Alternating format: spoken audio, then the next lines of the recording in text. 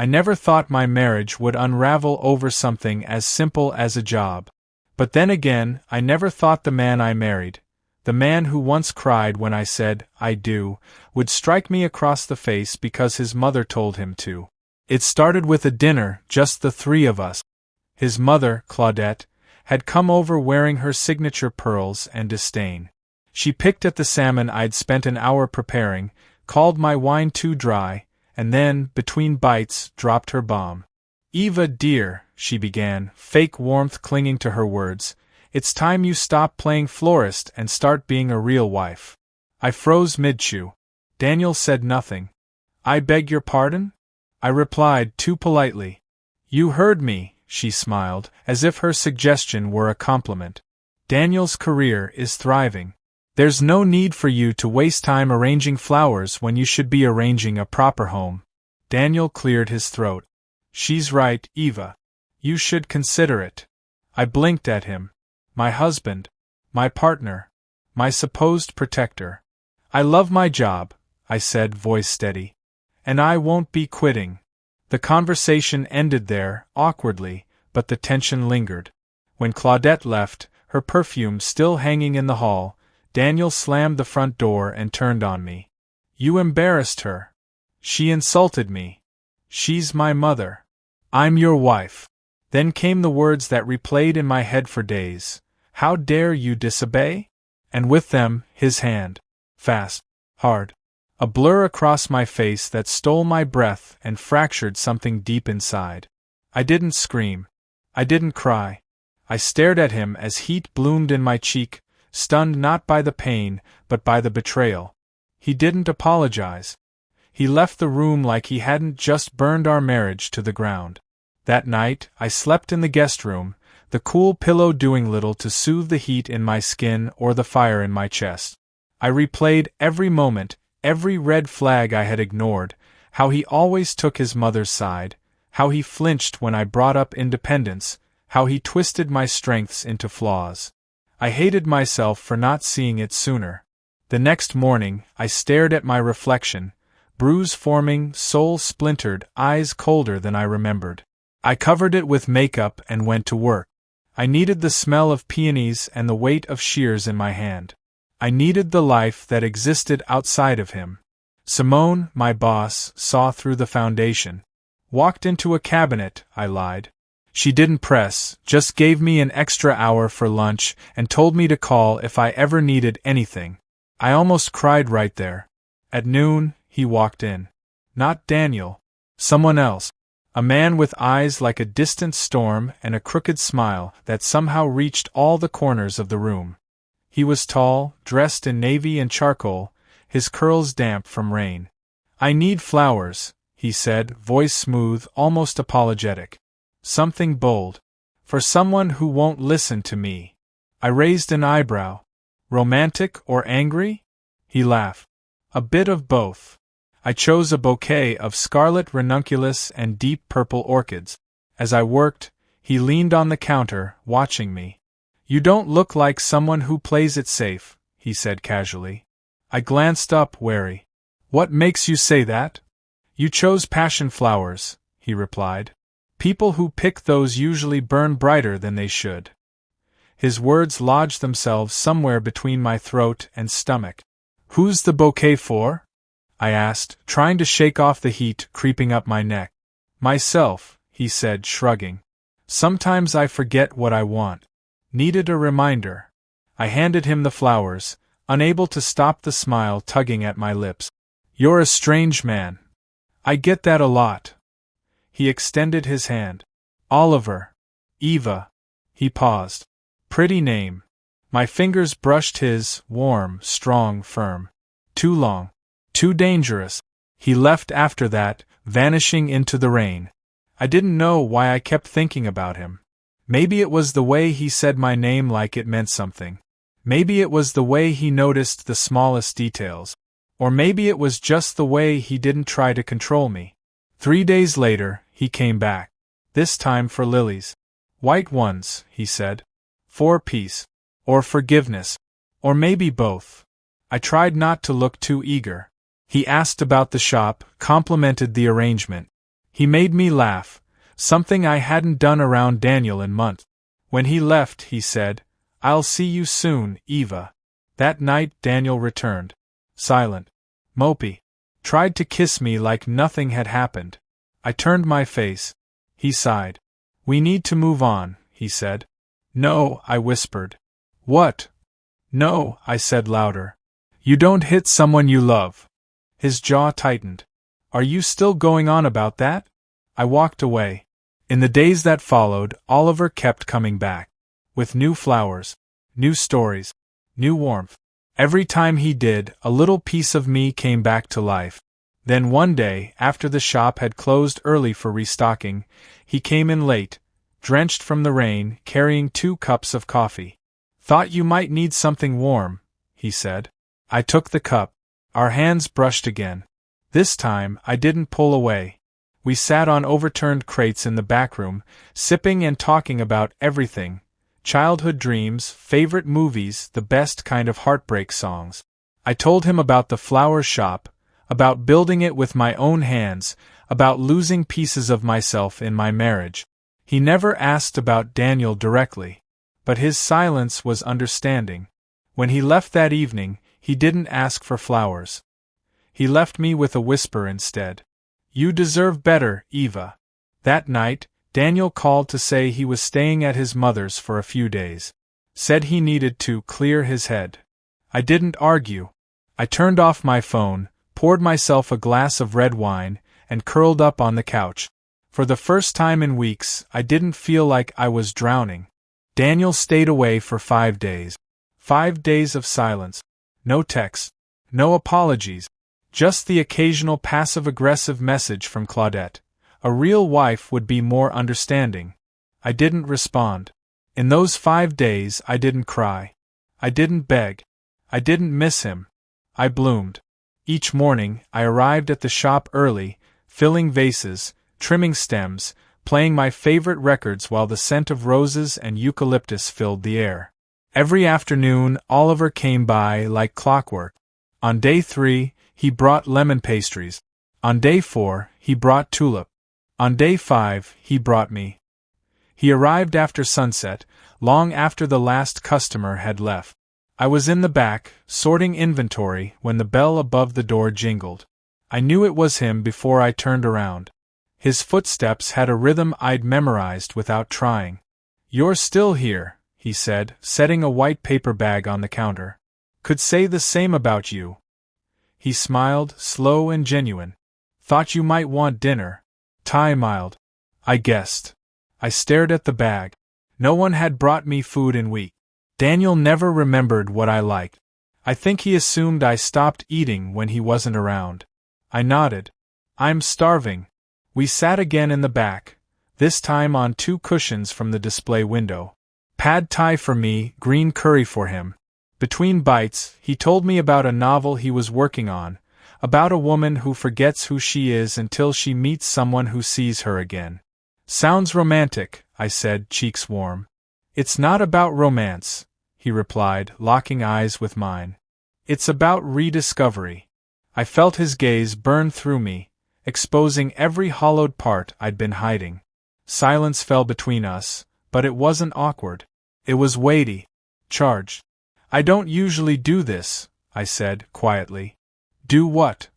"Feel this, drawn to someone." Oliver didn't flinch. He leaned closer. "Eva, do you want me to leave?" I shook my head slowly. "No." His hand reached for mine, gentle, steady. My fingers trembled before wrapping around his. I should have felt guilt, shame, something. But I didn't. I felt relief.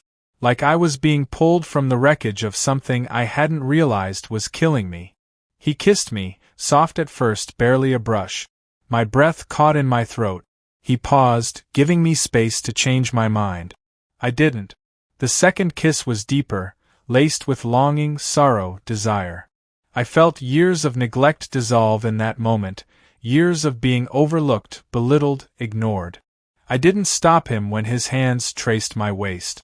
I didn't stop when my shirt came off. I didn't stop when we tangled together on the cushions, the room spinning, hearts racing. It wasn't just lust. It was reclamation. Afterward, I lay against his chest, our breaths slowing in sync. His fingers stroked my hair, grounding me. I shouldn't have let it happen, I whispered. Do you regret it? He asked. No, I said immediately. That's the problem. He didn't respond. He didn't need to. We stayed like that until the lights outside dimmed, until the world felt a little less cruel. When he finally left, he kissed my forehead. You deserve more than bruises and silence, Eva. After he walked out, I stood in the center of the flower shop, the scent of orchids and lavender wrapping around me like armor. I didn't feel dirty. I didn't feel broken. I felt reborn. The next morning, Daniel called. I'm coming home, he said. No question. No discussion. Okay, I replied, voice void of warmth. He arrived that evening, suitcase in hand, as if nothing had changed. I didn't ask where he'd been. He didn't ask about my days. That night, he touched me in bed. I recoiled. You used to be affectionate, he muttered, rolling away. You used to be kind. I wanted to scream. Instead, I stared at the ceiling, counting seconds until sunrise. The days that followed blurred. I kept working. I kept smiling at customers. I kept lying to myself. I didn't see Oliver for 3 days. I convinced myself it was for the best. On the 4th day, he returned. I was at the register, helping a young woman pick flowers for her proposal. He waited quietly, watching me. When she left, he stepped forward. I wrote something, he said. Thought you'd want to read it. He handed me a small envelope. I waited until he left to open it. Inside was a page torn from his notebook, covered in his slanted handwriting. It wasn't a poem. It wasn't a letter. It was a monologue. A woman's voice. Mine. She spoke of fear and fire, of aching for something real, of waking up in a life that didn't feel like hers anymore. I read it 3 times. I cried after the 4th. That night, Daniel accused me of being distant. You're hiding something, he said, pacing the kitchen. Who is it? I didn't answer. He threw a mug against the wall. The shards scattered like glass raindrops. Do you think I'm stupid? No, I said calmly. I think you're dangerous. His hand twitched. I flinched before he even moved. The look on his face told me everything I needed. This wasn't about love. This was about control. And I was done being controlled. I packed a bag. He watched silently, jaw tight. Where are you going? He demanded. To find myself, I replied, echoing his mother's condescension back at him. And to be with someone who doesn't need to break me to feel strong. He didn't follow me out the door. He never had the courage to chase the pieces of me he'd shattered. The apartment I checked into was nothing fancy. Beige walls, scratchy sheets, a flickering hallway light. But to me, it felt like freedom. It was the first time in years I'd slept without fear of a slammed door or waking up to glares from across the breakfast table. I curled up beneath the thin quilt, Oliver's monologue resting on the nightstand like a secret talisman. The next morning, I called in late to the flower shop. Simone's voice held no judgment, only quiet understanding. Take your time, she said. We've got you. I stood beneath the shower until my fingers pruned and the past washed off my skin in rivulet. Every breath I took that didn't end in panic felt like a small victory. By noon, I found myself walking through the bookstore Oliver had mentioned. He said it was his favorite place when the world got too loud. I knew it was a stretch, hoping to find him there, but my heart didn't care about odds. He was there. Back corner, buried in philosophy and forgotten poets, brows furrowed behind thick-framed glasses. When he looked up, something in his expression softened. Eva, he said gently, like my name was a prayer. I left him, I whispered. He set the book down slowly. Are you okay? I will be. Oliver didn't ask for details. He opened his arms and I stepped into them, no hesitation, no shame. We spent that afternoon walking beneath budding cherry blossoms, sipping overpriced coffee from a paper cup we shared like teenagers. For the first time, I told him everything, How Daniel isolated me from my friends, how his words dripped venom even when he smiled, how every time I stood up for myself, I paid for it in icy silence or bruised skin. Oliver didn't interrupt. He listened with every muscle in his body, every ounce of empathy etched across his brow. "You know it's not your fault, right?" he finally said. I looked away. I kept forgiving him. Over and over. Hoping he'd change. "That's not forgiveness," Oliver murmured. "That's survival." We stopped walking. The city pulsed around us. Cars honking, birds chirping, conversations floating through the breeze. But between us, there was only stillness. "Come home with me," he said, voice low, not pushy. No pressure. No promises. Just safety. I nodded. His apartment was everything Daniel's had never been, cozy, warm, filled with soft music and half-read book. A guitar leaned lazily against a couch. Candles flickered on a wooden table. The windows were wide open, letting in sunlight and spring. He gave me a sweatshirt that smelled like cedar and comfort. We didn't speak much. We didn't need to.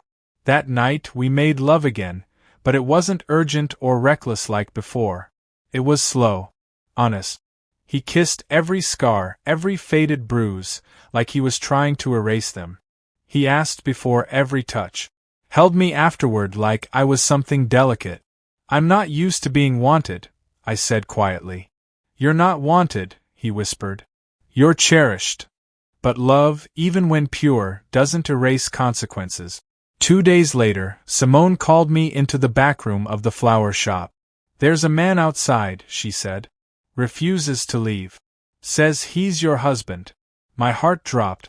The vase in my hand nearly slipped. "I can call the cops," she offered. "No. I'll handle it." Daniel stood by the lilies. His suit was wrinkled, his tie crooked. His eyes were bloodshot, skin pale. He looked like a ghost in a garden. "Eva," he said softly, "can we talk?" I gestured toward the alley behind the shop. Out there, the air was thick with impending rain. "I miss you," he said. "You can't just walk away." "I already did." His jaw tightened. "You're not even sorry?" "You hit me, Daniel." His nostrils flared. I lost control. One time. Once was enough. Silence fell between us, heavy and jagged. "I can change," he finally said. I almost laughed. "You don't want change. You want control." He looked at me then, really looked. For the first time, I think he realized he'd lost something he'd never valued until it slipped away. "I know there's someone else," he said bitterly. "That's not your business anymore." He stepped closer. "I can forgive you." I stepped back. "I don't need your forgiveness. I need peace." He didn't fight me. Didn't scream. Just stood there, empty. Then he turned and walked away. That was the last time I saw him in person. That night, Oliver found me sitting on his fire escape, legs tucked to my chest, city lights winking below. "He came to the shop," I said quietly. "Are you okay?" "I'm free." He sat beside me, draping a blanket over our shoulders. "I never knew love could feel like this," I said. Oliver smiled. "Like what?" "Safe. Fierce. Soft. All at once." He took my hand. "You taught me something too, Eva." "Oh. That sometimes. The most courageous thing a person can do is walk away." It rained the night my divorce was finalized. Not a torrential storm, just soft, steady drops that tapped against the window pane like an ending lullaby. I stood by the window in Oliver's sweatshirt, a hot mug of tea warming my hands, watching the past dissolve into puddles. The courthouse had been cold. Formal. The judge barely glanced up as she stamped the paperwork. Daniel sat stiff beside his attorney, lips tight, eyes full of fury he no longer had a right to unleash. He didn't say a word as I walked out. I didn't look back. A week later, I returned to my flower shop not as a scared wife hiding bruises under sleeves, but as a woman reborn. I changed the layout, painted the walls ivory, replaced the dull lighting with hanging bulbs wrapped in ivy.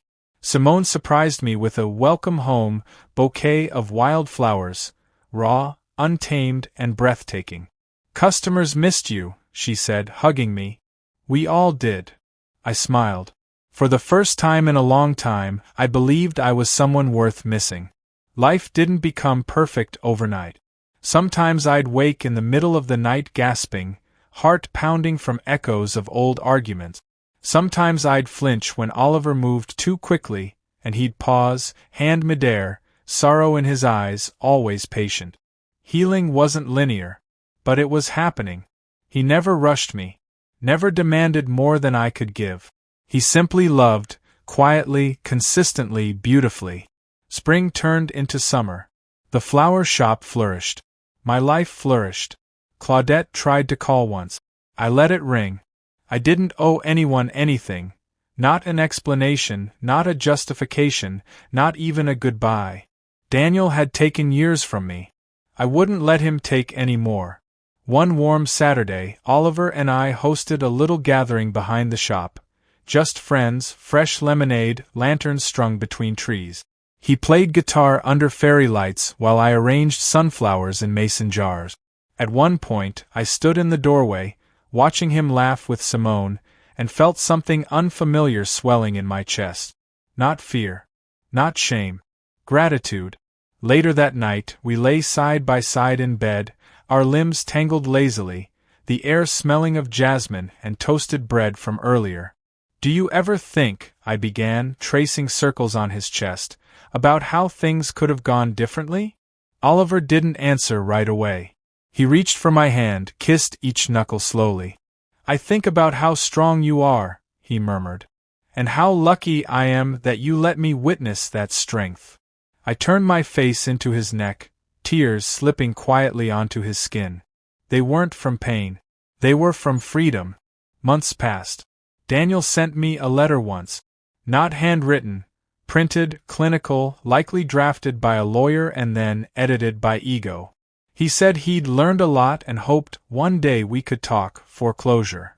I folded it once, twice, then tossed it into the fireplace. Some stories don't deserve sequels. One morning, I opened the shop early, sunlight pouring through the windows. The bell above the door jingled, and a little girl skipped in with a woman I didn't recognize. She ran up to the counter, wide-eyed. "Can I pick the flowers myself?" I grinned. "You can pick whatever your heart wants." She chose a small bouquet, violets, daisies, a single dandelion fluff that somehow survived trimming. Her joy was infectious. Her mom smiled as she paid. She said this shop smelled like a fairy tale. I laughed. That might be the best review I've ever gotten. After they left, I stood by the window for a long time, hand resting on my heart. Once upon a time, I lived in a cage, gold-painted and silent. Now I was writing my own stories, petal by petal. That night, as Oliver and I watched stars from the rooftop, he handed me a small black notebook. "I wrote something for you," he said. Inside was a short story, fiction, but not really. A woman with flowers in her hair and fire in her soul. A man who waited patiently until she believed she was worthy of being loved again. A final line that read, "She didn't just escape the storm, she became the garden that bloomed after it." I closed the notebook, cheeks damp. "I love you," I said. Not because I was afraid of losing him, but because I wasn't afraid anymore. So here I am, a florist with soil under her nails, scars on her skin, and a life of her own choosing. I don't need saving. I don't need fixing. I am not broken. I am blooming. And no one, not Daniel, not Claudette, not the shadows of who I used to be, will ever bury me again.